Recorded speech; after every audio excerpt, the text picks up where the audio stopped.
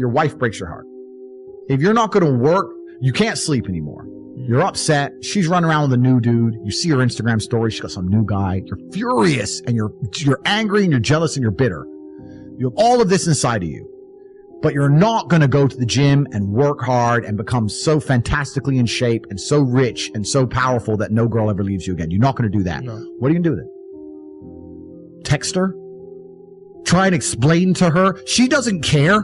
Like, you can write the most perfect English. You can write the most beautiful words ever constructed. Forget Shakespeare. You can do, it doesn't matter. She doesn't care. She just doesn't care. She's distracted. She forgot about you. She forgot about you. So what are you going to do with all of that inside of you if it's not positive? Well, it's going to consume you and you're going to end up self-destructive, or you're going to embarrass yourself, or you can take all of that and put yourself in a position where it never happens to you again. Those are the choices. So what's the most intelligent choice to make? Yeah. You know, I don't understand how many humans function in the world today. I don't get people who don't think like me. I don't understand it. I'm like, well, then how have you survived this long? Life is hard. Life is difficult. Maybe I've just been unlucky, which I don't believe in, but I've had so much trauma and bad events and negativity and stress and all these things that have happened to me.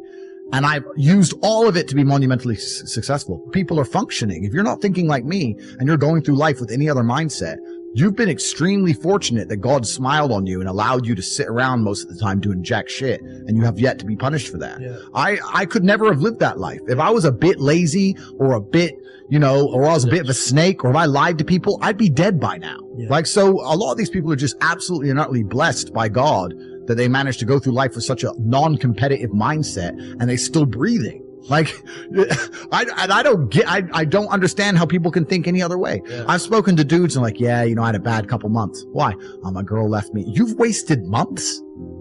You've wasted months? Oh, like, you had think of how much God loves you to have given you the grace and given you the opportunity to waste months of human time over some chick.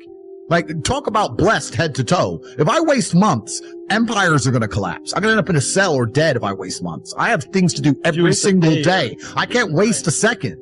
Like, these people are just absolutely infinitely blessed. And their mindset is a product of that because they're spoiled children.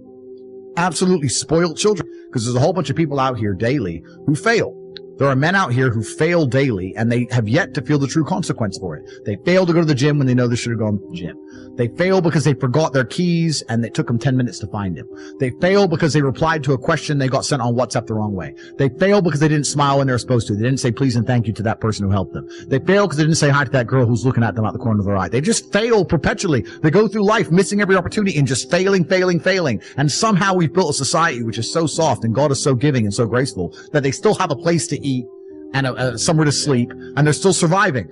That shows how nice God is. Yeah. Because before this society, truthfully, if you were that level of failure, you would be dead. Survival of the fittest. Survival of the fittest. And none of these men out here are fit. No. Their mindset isn't fit. Their reality isn't fit. They're failures. They're failures. Yeah. And they're just failing every single day. And they go, oh, but you know what? Tomorrow I'll go to the gym. Yeah. You've been failing your whole life. That's all you've done is fail. And then you sit and wonder why people like me absolutely and utterly outcompete you. It is so easy to become a top tier male in the world today because the competition is so ridiculously low. There are 2% killers like me, and everybody else amateur.